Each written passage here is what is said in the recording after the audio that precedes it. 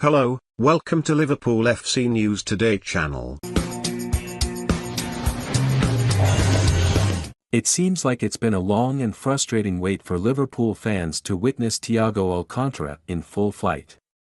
It's been over a year since the Spaniard rocked up at Anfield, fresh off the back of playing an imperative role in Bayern Munich's illustrious treble. Thiago was then, and in many circles still is regarded as one of the world's best central midfielders. But while not a fault of all his own doing, that is a reputation he has rarely fulfilled so far on Merseyside. However, it feels as though his latest return from a spell on the sidelines could be a fresh start, supported by his promising early season form, and it could provide the answer Jurgen Klopp is looking for. Where does Thiago rank among Liverpool's midfielders? Have your say in the comments section. With his beginning to life at his new club initially hampered by injury, the doubters were soon out in their droves as a returning Thiago struggled to get to grips with his role in a Liverpool side who were struggling to get to grips with anything. It was from only his first start in Liverpool colours that Thiago was left playing catch-up. After a hefty, knee-high challenge from Everton's Richarlison in the Merseyside derby put him out of action for 2 months.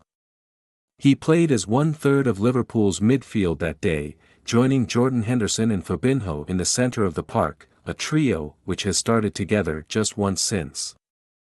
It was a rare appearance for Georginio Wijnaldum on the substitutes bench that day, and one which perhaps signalled to the Dutchman his time as a regular in Klopp's favoured 11 was numbered.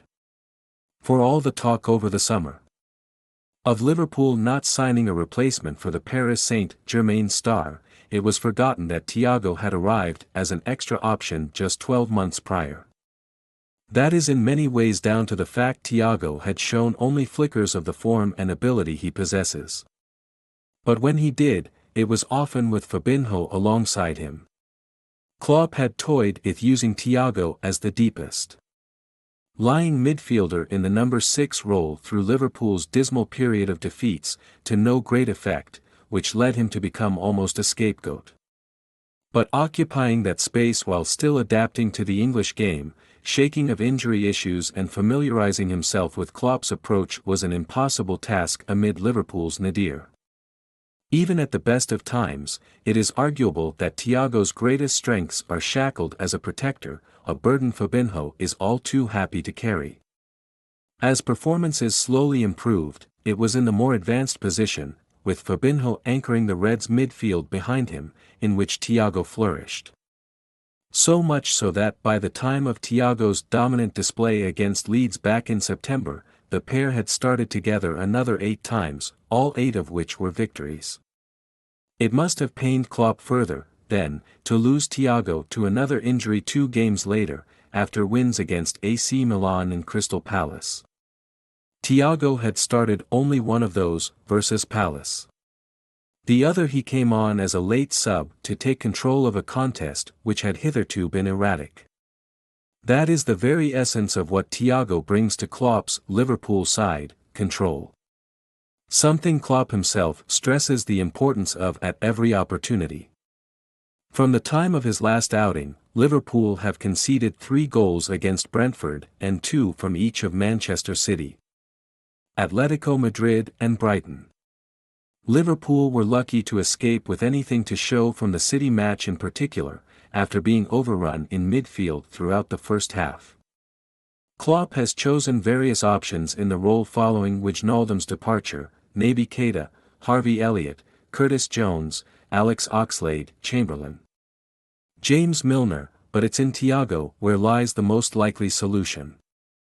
Speaking ahead of the visit of Atletico on Wednesday, Liverpool's manager said, "Fabinho and Thiago trained completely normally and are in contention, which is good obviously. It's very helpful, and so we will see if they play." With Keita now sidelined with a hamstring problem and Elliott and Milner both out too, the door is open for Thiago to reclaim his place with little fuss. And Liverpool will have their trigger back as a result. That was the term coined by pundit Ian Wright when discussing the 30-year-old and his outstanding pairing with Fabinho previously. To see Fabinho and Thiago in the midfield is something he would have been dreaming of Jurgen Klopp, and now it's finally happening, he said. Per the Kelly and Wrighty show. Hopefully that will be enough to trigger the front guys. His stats against Leeds, as per Liverpool.com, speak for themselves: 90% passing accuracy, 3 chances created, 6 duels out of 7 won. Who is the best manager in world football? Have your say below. His work in the midfield unit from a defensive perspective is valuable, whereby Liverpool's attackers implementing Klopp's pressing traps, providing their own different sort of trigger for their team mates to squeeze and win the ball back. But it's when Liverpool have the ball that Thiago can be the real threat. Fabinho's presence is vital, providing that safety net in front of the back four to allow his midfield colleague to advance. He, Fabinho, is a great player, Thiago said after the win versus RB Leipzig last season. He gives us a lot of confidence in our backs. And it's awesome to play alongside him. It frees me up a bit, I can move some lines forward and with that I can be more confident and play with the strikers. I enjoy playing a bit more advanced because you're always near the goal and you can create chances and score. It's a nice position. From there, Thiago has the consistent knack of finding the key to unlock the opposition defense, break the lines and release Liverpool's forwards, time and again. The bullet loaded in the metaphorical gun, the trigger before the bang. And with Mohamed Salah, Sadio Mane and Roberto Firmino in the form they're in, they won't need a second invitation to fire.